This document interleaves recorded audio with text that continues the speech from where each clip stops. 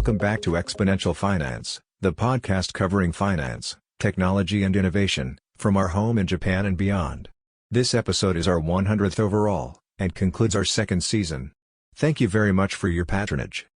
Kevin Shimota is a leading specialist in digital products and platforms, having been a senior executive at WeChat with over a decade of experience in the industry. His ongoing work includes understanding innovations and trends coming out of Asia and how they will impact and adapt to the global community. And now, please welcome Kevin Shimota, author of the first super app.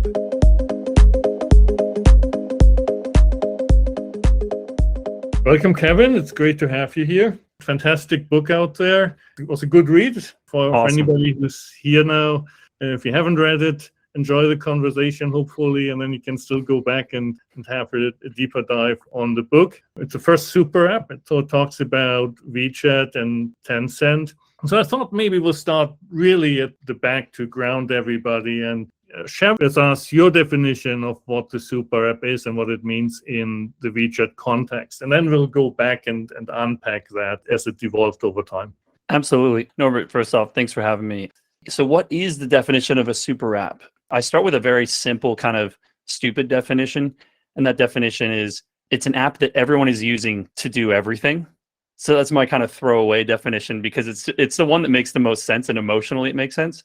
So you go, everyone's using it. So you have a lot of users and they're using it a lot. So you have not just quantity, but quality. So it's not like you have a billion users, but they only use it once a year. You know, that might be like some government app where you have to renew your car license every year. Then everyone's using it. They use it once a year. It's not really a super app, but everyone's using it. They're using it to do everything. So you have a full range of services. You have a lot of different verticals. You have retail.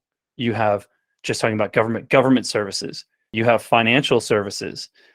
You have products. You have so many different things. You have games. A lot of different verticals. A lot of different types of services. Food delivery, mobility, public transportation. So when you have this full range of all these different service types, that's when you really start looking at a super app. And then I think a common theme that I see, I try not to be too much of a super app snob because I think WeChat is maybe the only true super app. But I think that there are some that are super apps of their vertical, like Binance is trying really hard to be a super app of crypto. They actually hired a lot of people from Alipay, which is another super app in China. There are a lot of rising super apps. I kind of like to call them hyper apps. You have an app, you have a super app, and then maybe you have a hyper app in the middle. You don't have to go full super app because full super app is like WeChat is you've got 1.2 billion users and you can do everything on it. I think that there's tenets to learn from super apps. And one of the most common themes is platforms. Platforms and platform strategy. It's something we've seen for a long time in Silicon Valley. All the big Silicon Valley or Western or like US tech companies have it. Amazon connecting buyers and sellers. Apple, I guess, is with the apps and the smartphones is developers and users. Facebook is a platform, but it's interesting. It's mainly just connecting users with users. So that's an interesting one. You're not connecting two parties. That's called a one-sided platform. But all of these take advantage of platforms, and so does super apps. But what super apps does well is what we call multimodal, or I just kind of call them multi-platforms. You have a platforms to connect users with users. That's like WeChat has this, it has its own Facebook wall and messaging and connecting users. There's even peer-to-peer payments. That's, again, enabling more transactions between users. Then you have platforms that bring on other verticals. So you have this mini program or mini apps, which allows developers to kind of interact with users with mini games or developing their own kind of mini apps. Then you have retail that can retail and a lot of people that sell goods and services. You have business accounts. You also have mini programs can also be used by like Nike. They commonly use both, allowing them to interact with users. Then you have government services. So that's government interacting with users. So and then obviously FinTech, like you have loans. This is getting a lot more regulation now. This was in the Wild West days. I left WeChat 4 years ago. It was kind of everything was on there. Now they're probably slowly stripping things back to meet the new regulations. But you see what they're doing, so what's really important is in the past 2 years or so, as I kind of became this quote unquote super app expert, I'm contacted by these companies around the world that are trying to make super apps. And a lot of them just think, okay, bunch of services, payments into one thing, boom. But you have to be a little careful with that Because what you can end up with is kind of a pile of crap app. It's like a bank, they go, we want to make a super app. Then they take all the bank services, put into one, and they go, this is a super app. No, that's all of your bank services in one app. A super app is platforms. It's you're enabling other third parties to engage with your users or to engage with other people. So I think one important thing is maybe the definition of a platform, which I go by. So you have the definition of people kind of commonly use platform to mean software that's on the cloud. They go, I'm posting it to the Facebook platform, or like Google Translate. I'm just looking at Google Translate on my computer, but like they think of anything that is a service which comes from the internet, comes from a cloud as a platform. But the definition of a platform that I go by, platform strategy, is a medium which facilitates the interaction between participants. So platform is you have group A, you have group B. The platform allows them to interact. But then again, you have one-sided platform. You have group A, and that's all you have. The platform allows group A to interact better with group A. The good example is Dropbox. That's a one-sided platform. You have one group, which is users. They benefit from the presence of each other. Norbert has a file he wants to share to me, and we both have Dropbox. We benefit from both having it. It becomes more useful. I go, oh yeah, I use Dropbox. Okay, I'm going to shoot the link. Now you have the file. We're benefiting from both of us having it, and we just have the one group, users. Facebook really benefits from that. Everyone's chatting with each other, sharing to each other, all these different methods. So the platforms are bringing on parties and allowing them to engage one another. So you have them engaging themselves and engaging across. Amazon is, like we said earlier, it's buyers, it's sellers. A super app is something that brings in multiple platforms, bringing in WeChat's case, tens of millions of merchants, allowing them to interact with users. That's tens of millions of different goods and services, not just the 10 to 20 services that a bank offers and then tries to call it a super app. So that's my long-winded answer to your question of what is a super app. Super, thank you. Great intro. Obviously, WeChat wasn't built in a day. There's a long journey, even still from the initial internet-based platform. There's obviously then a journey that Kevin did as well. And at some point, the WeChat journey and the Kevin journey intersected. So maybe a bit of personal stuff about yourself. What was the motivation? What was your interest in China in the first place? And then how did you get to WeChat and into WeChat to work there for a number of years? As foreigners in China, we always have a China story. It's like, what brought you to China? Because it's hard to just stumble upon China. There's normally a pretty heavy barrier to entering China. But my China story is I learned Spanish first, and then I learned Mandarin because just a mathematics thing. It was a very utilitarian equation. I just go, there's 1.3 billion people that speak Mandarin. Well, if I learn that, I can speak to 1.3 billion people. If all humans are equal, then that's the one I got to learn after like Spanish and English. And then I went there for a year, and it was so different from my culture. I just found it incredibly fascinating. And the more I learned about China and Chinese, then the more it interested me, because the more I noticed how different it was from my own culture.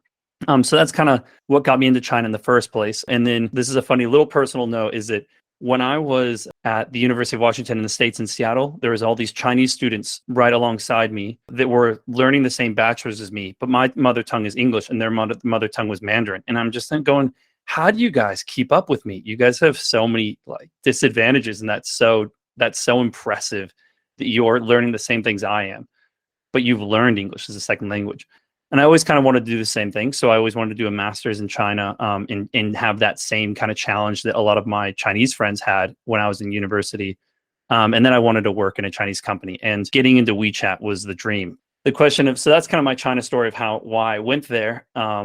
The next logical question is, how the heck did I get into Tencent, right? How did I get into WeChat? It's this giant company that very few people know about in the West.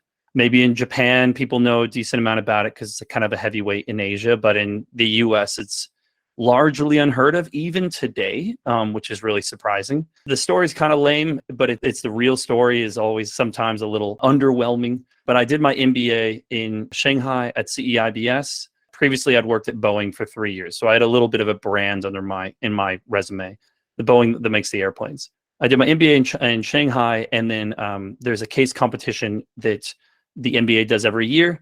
That year, the sponsor was WeChat. And then I was a part of the organizing committee of students. I was with 9 Chinese students. The MBA is part foreign, part local Chinese. I was the foreigner that spoke Mandarin the best out of our cohort of MBA students. So I helped organize the event.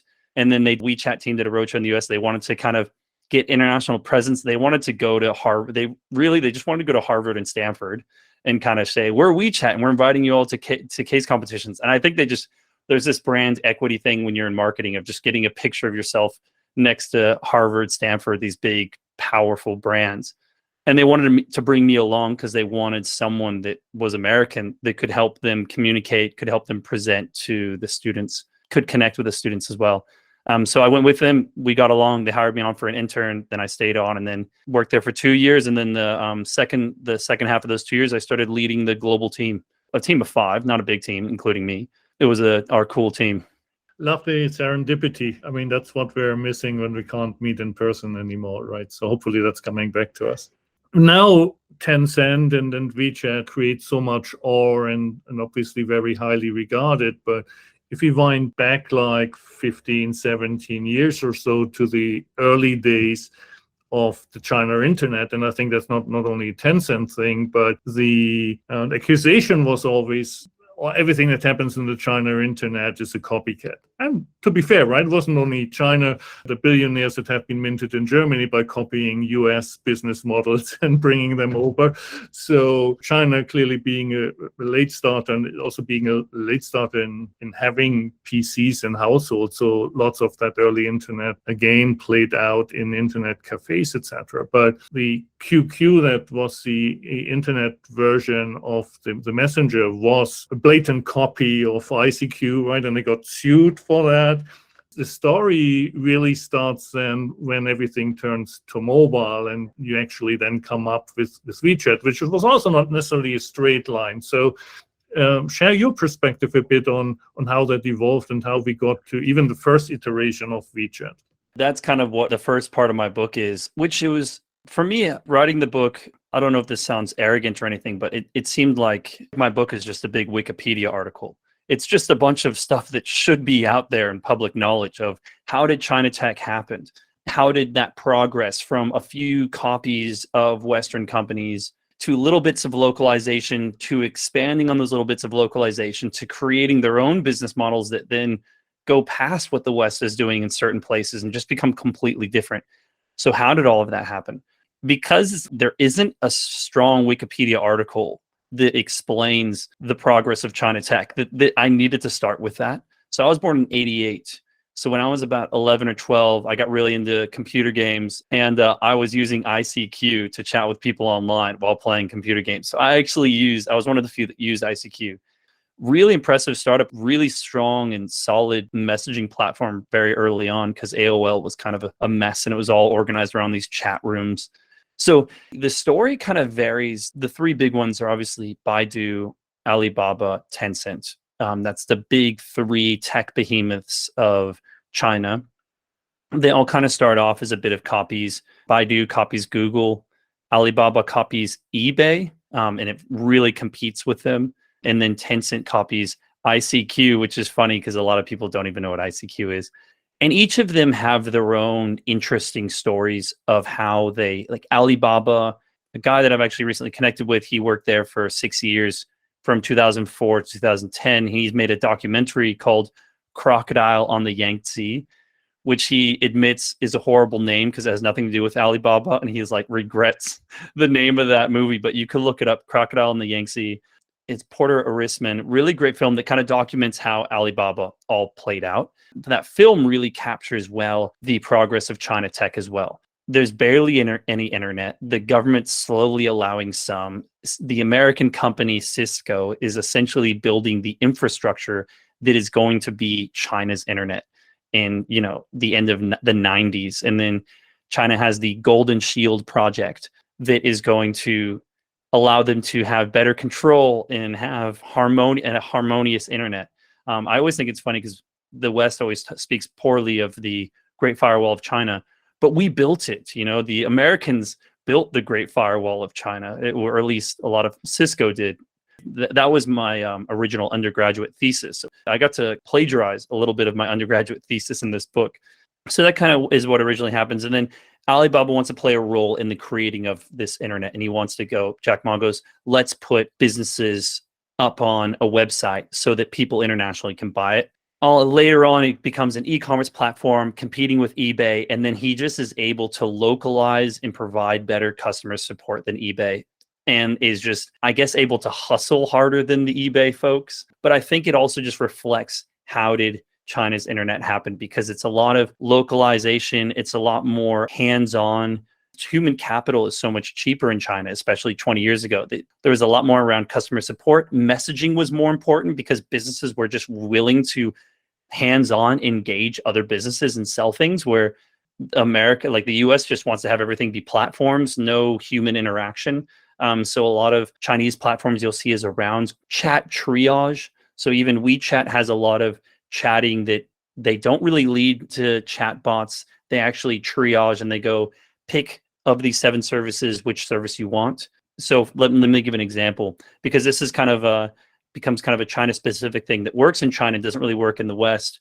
Is you open up your bank's business account on WeChat and you go, I want to do something. You message them, they'll go, here are the 8 different things you can do. It's kind of like when you call the business and they go, if you have an international bank account, press 1, credit card, or domestic, press 2, credit card 3, debit 4. But what you do is you just have that little list right in a chat box.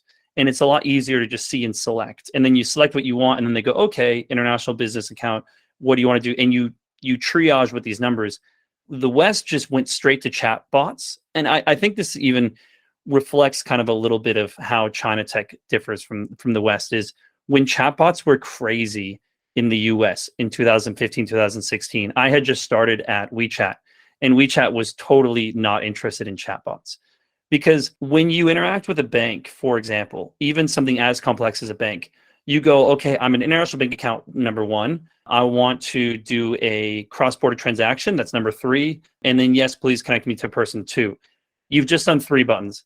Now, a lot of times when you talk to a chatbot, you got to write out, I have an international bank account, and you write all of that out. You actually do like 50 to 70 interactions with your keypad trying to write all of that out. An even more simple example is like ordering a pizza. You go, I want to order a pizza. I live here. But if you're able to just select and pick things, it's so much easier. And China's just been more into this triage, and then sometimes they'll lead to a person rather than chatbots and trying to automate everything and turn everything into platforms. China has this kind of interesting connection between tech, but then it's okay to lead back to a human, where the US always wants everything to just be fully robotic, full tech.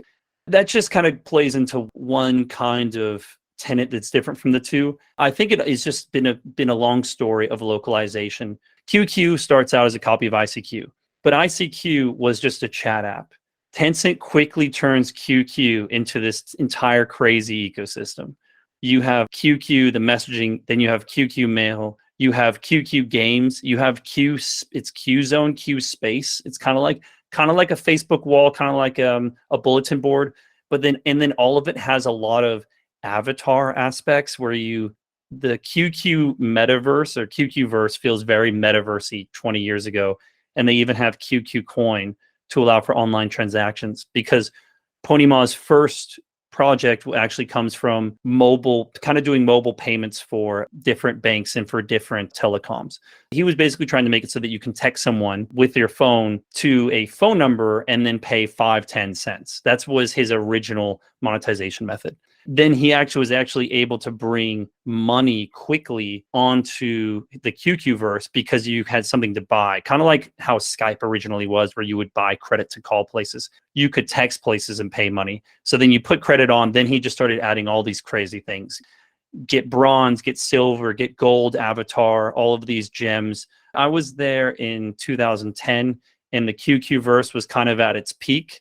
In 2010, and I remember my Chinese friend had a 6-digit QQ account number, and he said he could sell it for like $15,000 because they were just, if you could get as low as 6 digits, that was a very sought after QQ account.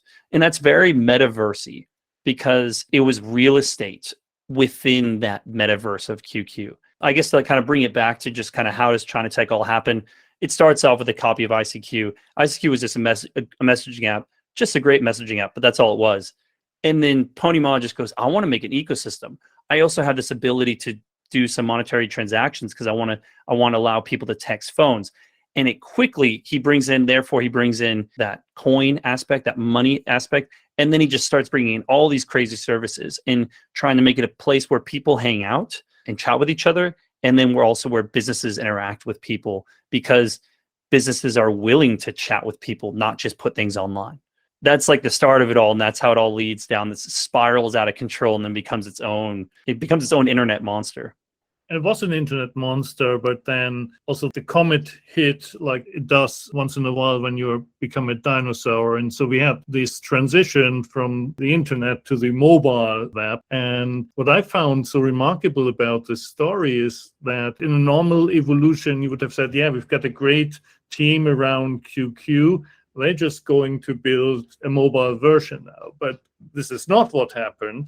And you had an internal competition, and the team that had won was the team from Allen who had the prior email product. And so suddenly the next big thing, it's a brilliant case study of disintermediating yourself, right? Absolutely. I think for me, it's like the most remarkable part of the story and what it takes internally. You've got such a dominant product, and you actually have the foresight and the mental power internally to say, we're going to disrupt this and we'll build something even bigger, but it's going to be a different team. It's a very big and risky play by Pony Ma in late 2010. He sees smartphone coming out. He sees its popularity growing. He's got 95% of social with Tencent's QQ ecosystem, just dominant in a way that just doesn't, that Facebook's dominant, but he just has all of these aspects, and he has businesses on there. He has the metaverse in 2010 on QQ in these weird ways. And despite that dominance, he sees smartphones coming, and he makes a decision. He goes, we are not going to be able to optimize QQ and the QQ verse in time to gain smart mobile phone share. It's too desktop based. What's a fun case study here actually is not just how did Tencent do it, where they go, we're not going to make it. So what they do is they go, let's do internal projects, multiple internal projects. Everyone just go for it.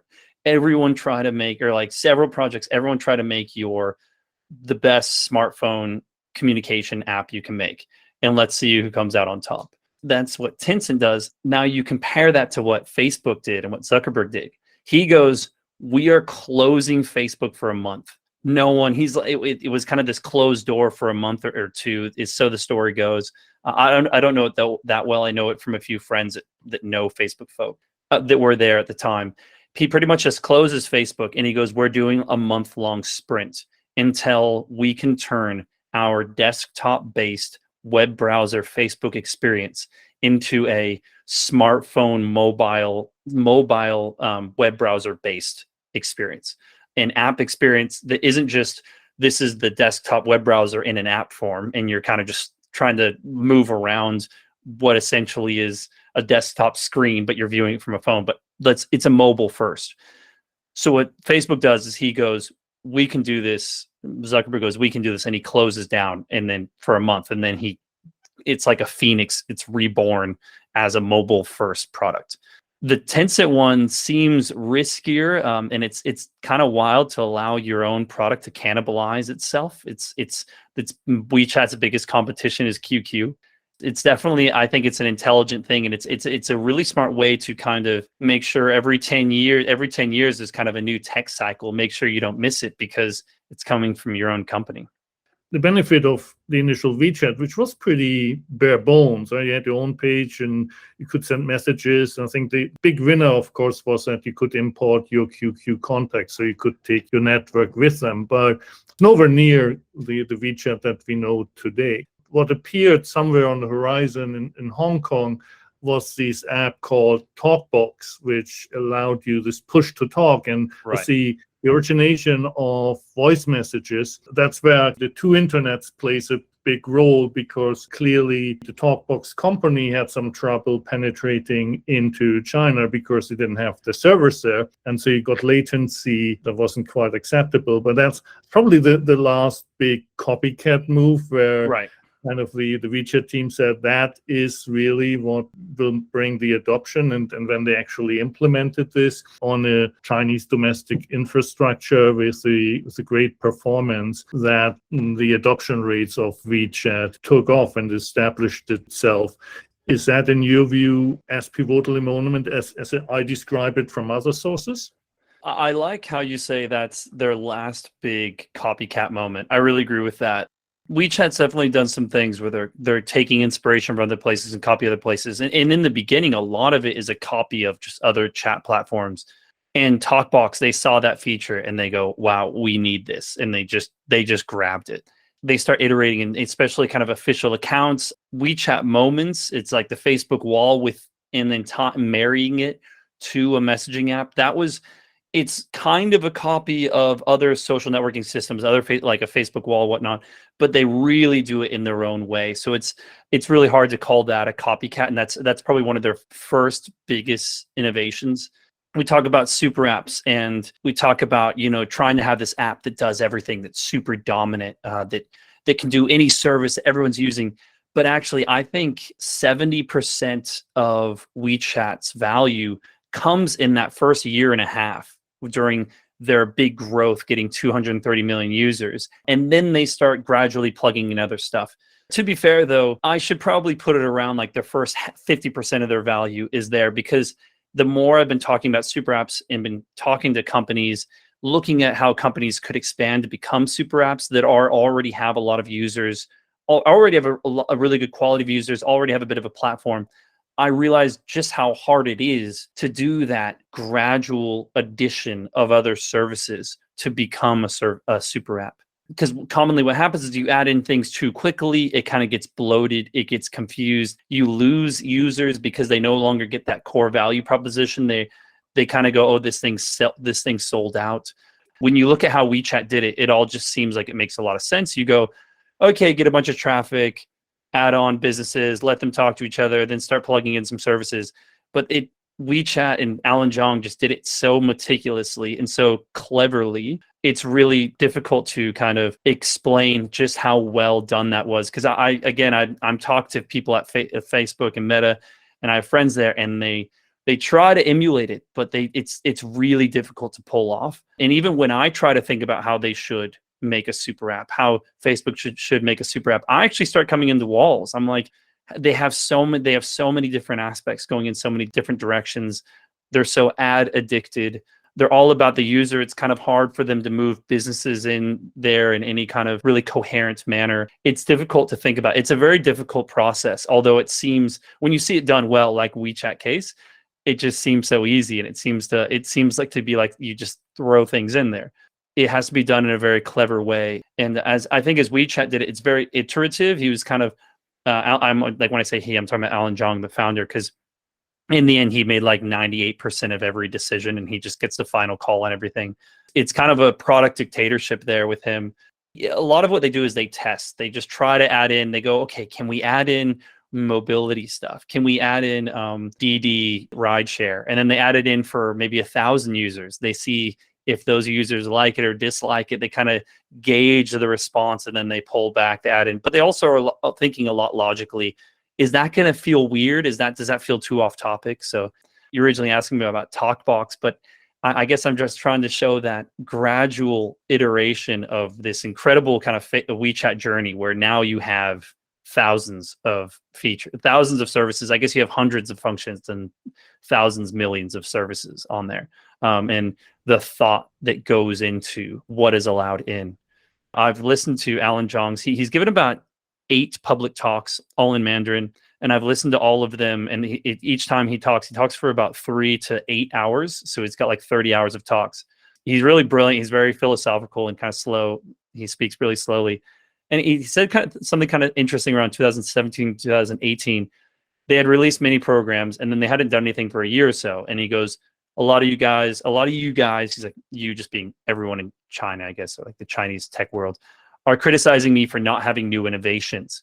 He's like, but you don't know just how many times I say no a day. He goes, I say no to about 1,000 ideas a month. And I have to really carefully consider what is going to be a heck yes for the platform. And I think in the beginning, it's easier to kind of say yes to things. But once you get a giant, massive, successful app like WeChat, it is so difficult to say yes to any new functionality. Although they've added a lot of stuff that's more TikTok copying. So now they're copying from China. We're always doing the comparison here in line a bit of Tencent WeChat on the one side and Facebook on the other. And I think what you've just described is this very customer-focused, customer journey-driven type of engineering is obviously very, very thoughtful with lots of no's thrown in, but always centered around how can we actually create more value so that people stay on the platform. They're not only coming on, they're all like all Chinese people are on WeChat, so they just need to stay basically. But the Facebook approach is so simplistic compared to that, right? It's like, okay, let's serve them 200 adverts, and that's how we're going to make money. I mean, it doesn't really take much intelligence to do that, and is the hell of annoying, and the reason I personally left Facebook and Instagram behind last year. Right. And so whatever the limit was, I think WeChat was like 5 per day or so. That's the maximum adverts you get. You probably spend 5 minutes on Facebook and you reach that limit. And I think that's also like a difference that we haven't really understood in the West when we're looking at the platform from a technical perspective, but the kind of the different approach in monetization, and it's essentially seeing Facebook as a single line of business, right? While WeChat is truly the platform as you described it. It's also a major difference here. Going back to kind of earlier question again about the definition of a super app. I actually didn't originally write too much about super apps, or I wrote about mini programs and the advent of that and uniting that with mobile payments. But then I went online and I was looking at different definitions of super apps. And one definition, the most popular definition, the first Google search result was from Gojek, a really good, impressive rising super app in Indonesia. And it was on their blog, and they say the definition of a super app is an umbrella app with many apps under it, period. So they go, if you are an app and you allow for many apps on your app, then you're a super app. And I just really felt like that didn't connect with me, that I really disagreed with that, because you can set up a platform and say, hey, anybody, it's basically like setting up an app store within your app. You go, hey, people come here and set up apps on my platform, but you could have no users. You could also have no developer. You could also have no content. Just setting up the infrastructure isn't enough. There's that. That's why I kind of say it's a lot of users and a lot of content. You also don't need to have many apps. Many apps is just one way to bring content for users to engage with, or for other businesses to engage with if you're going with B2B. In fact, I would argue that mini apps is not the way you should start, because that's a high barrier to development. That's a high barrier to entry, because the development costs. Actually, and like, for example, iPhone, genius. I really rarely see anyone discrediting iPhone's beginning journey. But if I was gonna really nitpick, I could say that the iPhone in the beginning, everyone was having to create an app. That was a pretty high barrier to entry. So when the iPhone first came out, for the first few years, I didn't really see the value, because people showed me, the only app I think I knew of was Bump. And it was, you bump your phones and then you add each other's phone number. It was one of the only apps, because there weren't enough users, and the barrier to entry to developers was really high. You had to know a lot about computing. You had to have a lot of developer background, then you'd have to go through the App Store's stringent review process. And they didn't even really have any users yet. So how are you expecting developers to invest so much money? So WeChat doesn't start with an umbrella app with apps on it. It starts with business pages, which are kind of like a Facebook business page within WeChat that can message users. It's kind of like a storefront. So it starts with things that are a lot simpler. What I want to think about here is, for me, that platform strategy is a big aspect of what WeChat does. When you're thinking about how does Facebook succeed, how does Facebook turn itself into a super app, what they've done is they've taken their traffic and then they've sold it via ads. They just take that traffic and they lead it elsewhere, and then you're going to do your transaction elsewhere. The monetary value is going to happen off the Facebook platform generally, and it's that ad that's going to take you there. Where WeChat, it's a closed loop is what we call it in Chinese. It's like they call it a 闭环, which means like 封闭 is closed, and then 环 means a loop or like a ring. So then you advertise in WeChat, you go to the mini program of the business, you transact, then you come back, and then you get like a receipt all within WeChat. How would others succeed is, for me, is that platform strategy. Is if I'm Facebook, I'm thinking of how do I bring other players on to interact with my users in intelligent ways. In the Tencent journey, to some extent, the mini programs are almost an end for me, because when you look at the Talkbox story that we talked about also, up to that point, maybe there was a sense, it's like we need to do everything. We need to be the best at everything. And at some point, then there's a realization that the whole universe is just too big. And if you want to dominate, you need to either scale to cover the whole universe, or you need to find a way to have sufficient influence and enable others to play on your terms and maybe also with your money. And that's kind of where the story changed a bit to investing in others that were building interesting stuff like the mobilities, the Didis of this world, so the Metrons, which was the group buying site that turned into meal delivery. I think the philosophical change happened first in changing how you operate in this overall ecosystem that is China. And the mini program was the last manifestation of actually saying we actually have the platform. The mini program decentralizes innovation, right? That's kind of what everybody tries to do with blockchain, etc. We have here the WeChat platform. We give you the tools to innovate on our platform. Of course, we're taking a cut, etc. But Tencent is maybe even more so than Alibaba, certainly one of the biggest investors in Southeast Asia, and by far the biggest investor in games globally. So that's how this story evolved from my side of it.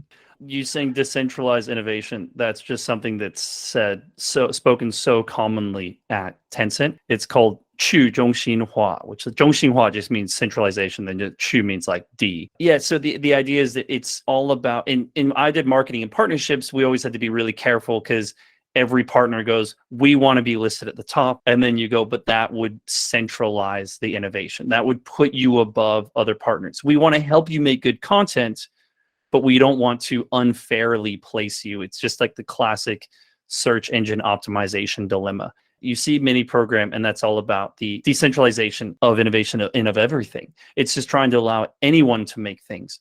More recently, where I've seen WeChat going is they really started losing this is just kind of WeChat specific, but they've really started losing their eyeballs. WeChat dominated entertainment, they dominated news, and both of those have been eaten up by ByteDance. And so they're trying to delve back into that. They still dominate social and communication, and they just have no risk of not dominating that area in China. WeChat became the number one news source for a while in China. And then it was one of the number one, I don't know the term in English. It's like 打发时间 in Chinese. It's like something like time wasting. It's like just wasting time on your phone, which I kind of put into entertainment, but sometimes it's not the exact same. It's more passive than entertainment. And TikTok really nails that category of people just kind of the death doom scroll, just kind of scrolling, and they just want to waste some time. They're not selecting a YouTube video to watch or playing it or actively playing a game. They're just doom scrolling and just kind of watching all these videos. So those two categories, ByteDance really kind of dominated. And then that's when WeChat more recently has kind of moved into channels. They've kind of made their own short videos. They've done these other innovations. We try to stay out a bit of the politics, but clearly if you look at what happened in this overall space, payments, basically since 2017 or 18, and maybe over the last 2 years, a bit more on entertainment as well. So if a large part of your business is gaming, but then kids based on their age are limited to X number hours of gaming per week, that must have an impact. So on all of this, by any means, Tencent compared to Alibaba was always seen as the more compliant or more accommodating to the government giant. And still they kind of got penalized a bit. I think 2 weeks ago, you saw the first games approved, and it was like one game Tencent got approved and another game they got a monetization license for, which is also not a whole lot when you have a stable of so many games and game developers. It's like the crystal ball, right? It's the hardest question to answer, but you obviously have it on a solid background. How do you see that evolving ultimately, not only for Tencent, but Alibaba and ByteDance as well? Totally. Even a kind of precursor question to that is, and a question I would commonly receive when I was at WeChat and kind of any super app, is then how do you make money? Because, and how does Tencent make money? How does WeChat make money? I know when I worked there and I talking to partners, they go, wait, so how does this company actually make money? I'm a bit confused. With Facebook, it's really clear. It's ads. With Alibaba, it's really clear. It's platform fees, kind of transaction fees. But with WeChat and with Tencent, it's less clear. Tencent's always kind of played around with different models. Tencent kind of early on decided that Chinese weren't going to be okay with a lot of advertisements and that they would scare away users, especially because there was so low copyright control in the beginning, that they go, if we have ads, another Chinese competitor is going to copy everything we do and just put it up with no ads, and then we'll just lose users. So there were never really enough legal walls of copying to enable Tencent to do ads. So what's kind of nice about that is they never really got addicted to that model, whereas Facebook, as you kind of pointed out, is very addicted to ads, and they kind of can't get off of it. And I feel like if Facebook wants to innovate, they're just going to need to do a shoot off thing that isn't ads dependent, or they have to kind of buy a company at this point. So, but how WeChat was originally making money, a lot of it is in gaming. They have all the users, they're all there. And then it's actually kind of in gaming, but then it's also in their investment. And I think this is Tencent and WeChat's super app secret strategy, is that anything that Tencent invests in, and pretty much most games that they come out with, are doomed to succeed, because they just connect it to WeChat's 1.2 billion users, and they put it up on the within the WeChat wallet, or they allow them to connect to each other in a game. They allow them to more easily play with each other. It's just going to be so successful so quickly. When you play some of WeChat game or some of Tencent's games like Honor of the Kings, which I think made a combined $20 billion over the past 6 years, and it kind of came out while I was in WeChat. It's a 5-on-5 MOBA. It's a 5-on-5 battle game, and so you play with friends. And when you open it, you can go see what WeChat friends are online, and you can play with them. And I've played with my head of legal. I've played with, or when I was at WeChat, I've played with all these other people in my company, because it's just so easy, because everyone's going to be on WeChat all the time, and it's so easy to invite them. And Tencent tries to invest in these games that are like 5 to 20 minutes, like a quick social interaction. It's all around that social aspect. Those games just made billions of dollars because it was made more successful sitting on the back of Tencent's social empire. That's one aspect. Another kind of one that is a little more clear is their advertisements. Yes, they actually only allow 2 ads on WeChat Moments a day. So very few, but those ads are really expensive because they have a huge interaction rate. And then, like I said, it's closed loop. You put up your ad, you buy within the platform. The ROI measurement is incredible. Like with Facebook, you can do click-through rate. You don't actually know who buys it, and you just get all of these random interactions. I just published my book, right? Like 2 months ago, I bought $20 of Twitter ads. I think I got like 1,000 exposures. I think I got 1 like from 10,000 exposures. So I was like, I just spent $20 to get 1 like and a follower. I was like, wow, that ROI is absolutely garbage. And the content that I had promoted was Tim Draper saying this book is terrific, and he's like Elon Musk of VCs in Silicon Valley. I think it was really good content, like with his picture on it, and he had approved it and everything. He said I could share, and I got 1 like, 1 follower from $20. That ROI is horrible, but on WeChat you can really measure all of it. You can measure when someone buys it, and then when they follow your account. You can measure when they refer. They see the ad, they buy, and then they refer to a friend, and then that person buys it. So second tier, and then third tier, fourth tier. You can kind of follow all along. So it makes those advertisements incredibly valuable. And then, but I think the real secret for me is the investment strategy. This is the one that I'm not sure is going to be around for long because of these because of this increased regulation and monopoly crackdown. But again, the games were doomed to succeed in a way if they had that huge social element. Now you have Tencent they bought something, they invested in JD Health. They invested in JD Health. They also invested in something called, it was called WeDoctor, like WeChat Doctor, WeDoctor. They invested in this telehealth company worth about $200-300 million. It works mostly on WeChat. They invest a decent amount of money in it. Then they do M&A investment. Then they give them kind of their product managers to help them optimize for WeChat. And then they're probably going to be helping them be optimized everywhere within WeChat. And then you bet it's going to be kind of, maybe there's going to be a little bit of optimization on some of the search results, and there's a lot of different search places within WeChat, not just the one bar. There's all these different places you can search. And then sure enough, in 2 to 3 years, they've invested, let's say, $50 million at a value of $300 million. And that's a 1/6 of the company. In 2 or 3 years, WeDoctor was already worth about $5 billion US. So you don't see that on the revenue chart, but Tencent's M&A is insane. They're already really good. They're already really good at investing. Tencent's M&A is like their secret weapon. They're already really good at investing, but then they just make their companies succeed as well. Because they invested in Riot Games when it was $100 million. Now that company's like 80 billion or something. So not only are they good investments, but then a lot of the stuff they do in China is it would just be my greatest fear as a startup to have my competitor be invested by Alibaba or Tencent, and then not have once they get invested, you either get invested by the other player or you're completely out. I think that's kind of been a big secret to the super app success, more of a secret to their monetization rather than their success, because their success is clear. The question is, how do they make money off of it? That's for me been an interesting and telling one.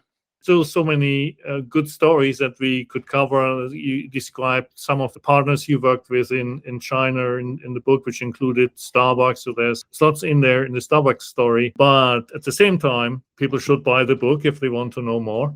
So it was fantastic, Kevin. Really appreciate you taking the time. We all enjoyed this, and our thanks for that. Thank you.